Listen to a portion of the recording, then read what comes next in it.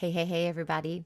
If you've ever been on a discovery call, or maybe even in the DMs, and you're trying to sell your service, you're excited that there is a person on the other end of the call or on the other end of the chat who is a potential client for you. You get really excited, and then you hear the objection, I can't afford it. What does that do to you?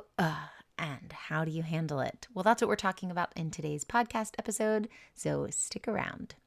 You're listening to Marketing Tips with Meliss podcast.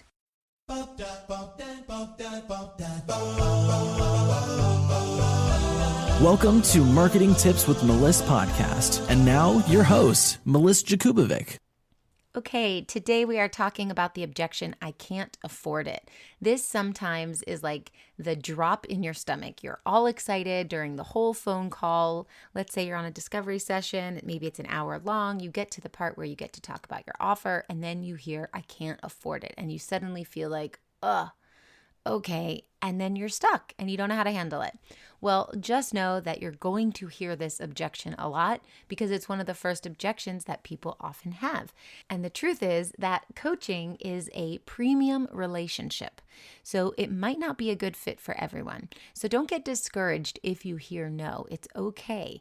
And there are things that we can do to investigate if we heard no because they have a limiting belief or if they need more info. Or it may just mean that it truly wasn't a good fit, which is better to find out up here in the beginning at the discovery session level than it is when you're working together and no one's seeing success and you're resenting even coming to your calls and you don't know why you signed that client. So the discovery call is a conversation where they're interviewing you to see if you're a good fit for them and they like your style, but you're also interviewing them to see if they're a good fit for you and you will be able to coach them. You want to make sure that they're coachable and that you get along with them and you like them, and also that they're at the right level for you to be able to take them through that transformation that you provide. So just know that when you're on a discovery session call, it is okay to mess up. It is all right if things don't go as planned. The more you do this, the better you will get. Practice makes progress. So stopping yourself from getting on any sales calls because you're scared you're going to mess it up is really stopping your ability to ever be good at them. You have to get on some calls so that you can screw it up and you can learn and you can get better. So just take it as part of the experience and move on. Now, if someone says to you, okay, I can't afford that, instead of saying, okay, bye, thanks for getting on the call with me today and hanging up, you could explore that further. Now, again, we want to ask permission before we do things like that. And I've talked about this in a few previous episodes. So if you want to learn more about that, you can go back to the last episode and learn about what to say on a discovery call. But here you have the objection, I can't afford it. And I want you to step into that position as a coach or a healer from the first call, not after they purchase your service, but right now in the discovery session.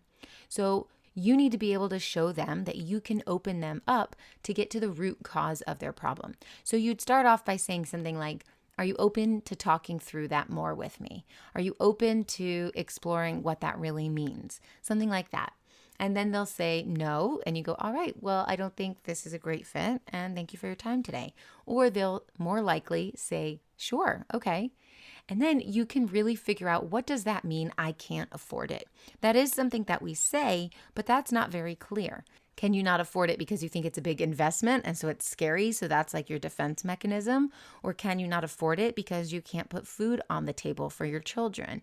Or can you not afford it because you're just not really sure where the money would come from, but maybe if you were able to talk through it with someone, you'd have a clearer understanding. So we want to really get to that root cause. So you just have that question, hey, would you be open to exploring that further with me?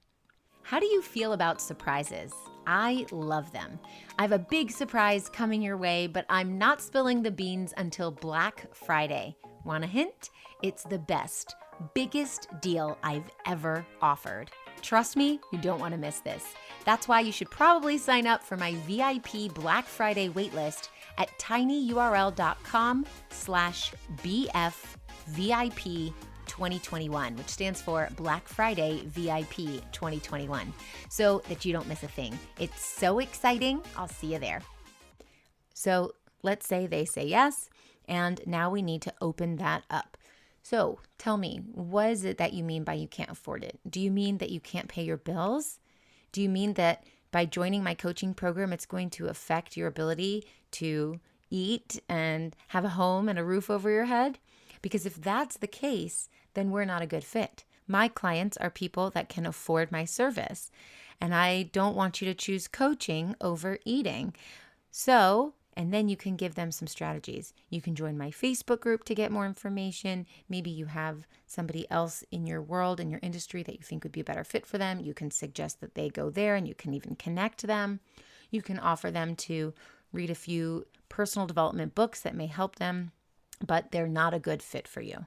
Now, if they say no and it doesn't have to do with paying the bills, then it could be that you need to just get a little bit deeper into the reason why they said they can't afford it. And you can say, all right, well, do you mind if we talk through that? Do you mind if we work through that a little bit? Or do you mind if we explore that a little bit further? Basically, the goal here is for you to understand why there is hesitation. It could be that they don't see the value in your program, which means that you need to ask better questions and be able to describe the result that they're going to get a little more clearly during your discovery session.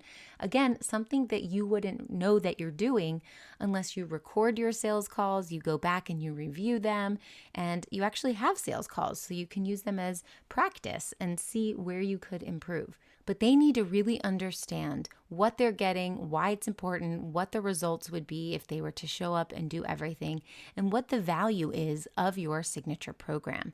And if they don't understand that, they're not going to want to put money towards it. So we really want to make sure there's not a disconnect there. Another thing that might be stopping them is a limiting belief about their ability to achieve. Sometimes this is the fear of success. Other times this is the fear of failure. Again, I said you had to step into that coaching and healing role from this call, from the very first call. So this is an opportunity to show off what you are capable of. So if you're able to get to the root cause and you find out it's a fear of success or a fear of failure, you are already helping your prospect along so much, whether they purchase your service or not. So maybe it's that they lack the confidence to really take their life to the place where you are trying to help them get to. So what you can do here is you can just let them know that you understand where they're coming from, you hear them, and then we can do a little summary from here. You could say something like, okay, so now this is making a lot more sense to me. What I'm hearing you say is that you're really scared to make an investment because you aren't sure if you're able to get these results. Is that right? And then they'll say, yes, yes. And you say, all right, well, do you mind if we explore that a little further? And they'll say, okay. Now the conversation gets a little bit more interesting. It's not about like, I do this, I do that, I coach you for this many hours, this is the program price, and la da da. This is very like conversational.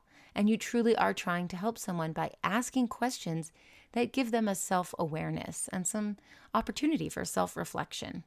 Maybe it's that they've tried things that didn't work in the past, and you only know that after you've asked these questions.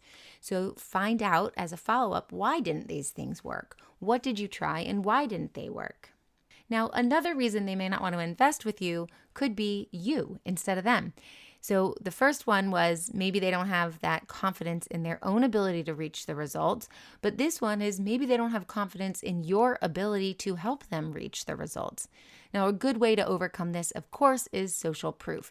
If you have testimonials, interviews with your clients, screenshots, anything like that that you can have on a landing page or you can send over in an email or anything like that so that they know that you have already helped other people reach these results.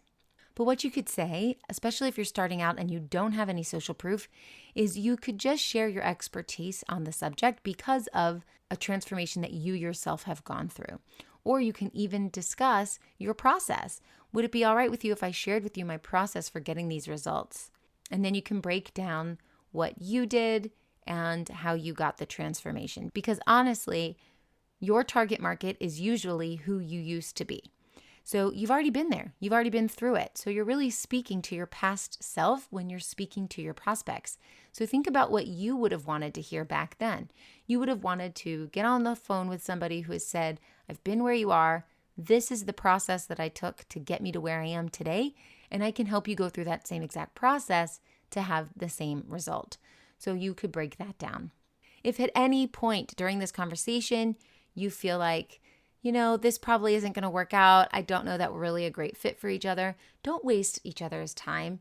Just wrap it all up, finish the call, say thank you for your time. It was lovely speaking with you. And that's it. You can get off the phone. You don't need to let it linger out forever and ever. Time is very valuable for both you and the other person. And you're there to help them make a good decision. Whether that decision is to work with you or not, you need to empower them with all the information to make a good decision. You can't give them all the information unless you know what information they need to know.